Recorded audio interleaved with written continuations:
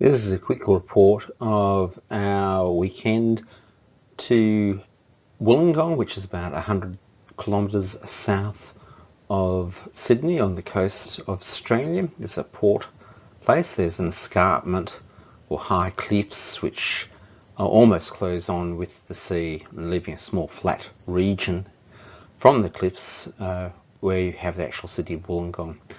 So this was on the 23rd of the 2nd, 2019 that we went there, and we took our kids up to this iconic scout camp. You can see this ceremonial thing built in at the dawn of the 1960s. You can see the 5 sign has fallen off. It's been dutifully replaced with a more modern 5.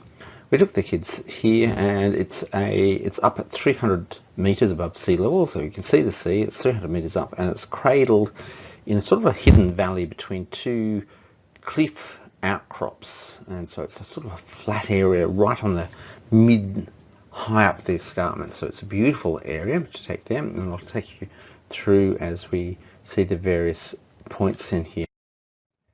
So we go along this path further up here. I've made a sort of a bit of collage. This is not the actual path that we led up from there, and you can see it's people have described it a bit like the wishing chair or some enchanted forest. It's a beautiful, dense, cool rainforest. It's sort of the Scouts' own belief that Baden-Powell would have had for the Scout camp. Now here is a eastern bearded dragon. Now, before, when I first saw them in Sydney, they're there, but they're sort of evolving to be less afraid of humans, and they come out. It's quite an interesting little beast, and I'm beginning to recognise their molting. You can see a different colour as they molt their coat, and the males are a little bit red underneath. This is the female as you come up, and it's obviously had an accident or so with some of its claws on its hind feet, and they can run into water. It's quite amazing. These are water dragons. Now the area is absolutely magical. This is just one little assembly area that they have up there for the Scouts. It's fantastic. And if you go further up, you can see the original 1930s hut built by, I think, I've forgotten the name of the chap there. It's a beautifully built and maintained area.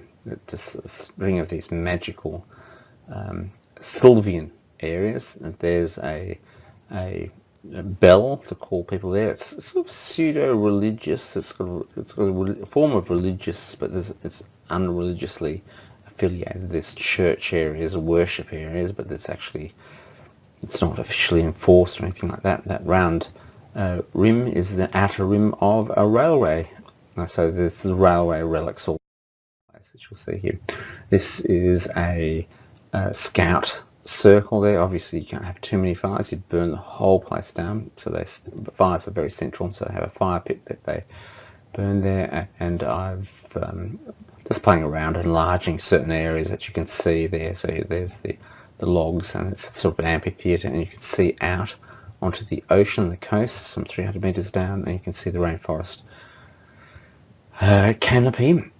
It's not rainforest canopy with vines like that is not the most healthy place, but there's a lot of vines and various things in there. I was walking along, and a few hours later my leg was covered with blood, and of course I had picked up a little leech, and with blood thinners on it, just squirted out blood. It took me a while. I thought I must have cut myself going through down here.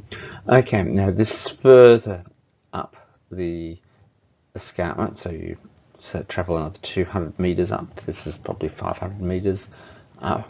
There's a Rotary Park and a lookout. So Rotary is an organisation, and there's one lookout, and we walked around to the second lookout, and it says don't go here, danger of death, because there's been a rockfall. And indeed, if you look from Wollongong, you can see this rockfall. It looks as though someone's got to the escarpment and shaved, because the rocks have pulled all the trees down that happened. Well, there it says in February 2012. And of course, on the very top of this is a lookout. The lookouts perfectly okay, but then now say, well, lookouts, you can't go on it. So there's all these, the world's changed. There's a lot of death warnings in place. You know, the risk of death if you go here, risk of death if you stand on the rocks here. But you can see the 5 R's in the story. Now, this is marked Kira, and the Aboriginal name is that this mountain was Jira. Or, I don't know how you pronounce it. They've also got a beautiful Aboriginal name for the wind, which is woo, woo, woo, like that. It's a beautiful name. So this is showing a lookout. It's my focus on.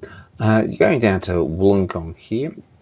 There's 2 lighthouses at Wollongong. There's one on the little bay, or port of Wollongong. It's a minuscule port. It can sort of take about sort of large fishing boats and stuff like that. But back in the day, it was important. And this was built in the 1880s, and you could see the pot riveting there. So again, I've just enlarged this off to the side. So this is one of the other lighthouses. There's another bigger lighthouse on Flagstaff Hill behind, and it immediately strikes you as it's concrete, but it's Art Deco. And indeed, it was built in 1930s, so it's really interesting to see. And there used to be a gun emplacement there that we lovingly maintained. It had a range of 1.3 kilometres, and to fight against the Russian invaders, there was all concerns. All Australia is fortified at this stage against Russian invaders, but someone came along and helpfully pointed out the Russian naval guns have a greater range than 1.3 kilometres, so it was a pointless thing, because the Russian ships would sit off the Australian coast and be able to just destroy Australian naval emplacements. But there's a lot of ex-Empire guns. They were producing heaps of guns in Britain, and any crap gun they'd ship off to the different colonies. This is in the Botanic Gardens. I just found it a little bit interesting. There's a rotunda out into the pond, and they're beginning to improve the general pollution, stuff like that, by changing what people feed to ducks. The bread is not good for ducks. They poos, as it explains there, and it says if you you can buy proper duck feed, qualified duck feed from a pet supplier or live worms. This I found just rather interesting, that people for bird nests, you can actually just hammer tins or anything you like to the side of trees. It's actually very important for the number of birds in Australia which require hollows. I sort of just like the madness of having a pot on the side, but with the drainage hole so it doesn't fill up with water. That there. This is walking back. So we walked from our overnight hotel, to the Botanic Gardens, 2.2 kilometres, and it's just struck me as a little bit of wall art, unashamed wall art that's significant to someone who wanted to draw a bus on their wheel. This is after this, on the second day, we went off and visited the Buddhist temple. It's the largest Buddhist temple in the Southern Hemisphere. Very interesting to look at. For me, this immediately got to me, the idea that a temple is accepting responsibility for stolen or damaged items. The temple. So it's not we, or it's just called the temple. I suppose it's rather interesting. You see these authentic buildings, but higher up on the hill is all the air conditioning units. The air conditioning, it's sort of reverse cycle air conditioning, so at the back of the hill. On the other side, there's a bridge from this place. This is a temple that's in Sydney, Australia. And so they're air conditioned right inside, but the air conditioning units are up on the hill, and it's an amazing thing to see. And then on the opposite side, they've had enough money to buy a bridge which flies over to a sort of an office block where the actual Buddhist monks operate out of an office block nowadays. And you see off to the right a enlarged image off the side there of it's the year of the pig, and they have these what to Western eyes is sort of not a realistic pig. It's sort of a celebratory pig, a little bit surprising to walk around the place. And so this is a view from the flyover bridge that flies over a freeway after this. Then apparently all temples have all temples have a gratitude bell which anyone can ring, but it just got to me all the resonances here. So they have a pole suspended onto on trapezoid, and so that's got a resonance frequency that hits the bell.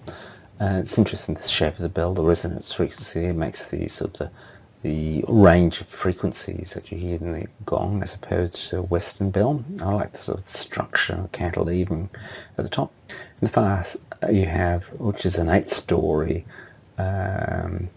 building. Now I suppose it's interesting that it's made out of concrete. I don't know how that goes. The wooden ones, with the flexibility of the wooden and the weight of the roofs, is classic shock absorption, so that's also a resonant structure. So the resonant absorption structure, it's particularly earthquake. That's a I think it's, I forgot what it's called, a pagoda or something like that. I can't go over there, I can't remember what it is. Put a bit of money in there, you hit that, but Westerners don't like hitting that because you're told don't make any sound. You've got to be throughout the place. This is a close-up of the bell hitting mechanism. The rod is pulled backwards and you as the visitor are invited to hit that. I read the first sign and it said various things, no short skirts, no thongs, but you couldn't wear footwear into the area, which is okay, you had to take footwear off, but then read down it said no shorts, and I sort of looked down. Of course I was wearing the Australian shorts for him. This is a view down to the car park. You're looking down, and again sort of a collage here. You mix the view down the middle of the car park is this various Buddhas on lotuses, and they've got various lotuses there. It's really inspired me. And you've got some statues. There's a little grey Buddha statue off to the side. The lightings are very mass produced there, sort of machined up by local industry.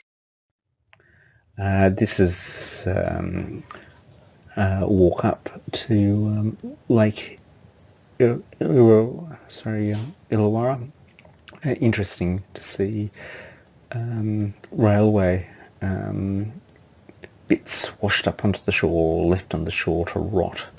They would put out there, and you can see there's an island, and you can see the large surf coming in from a cyclone off. And this is the last little picture.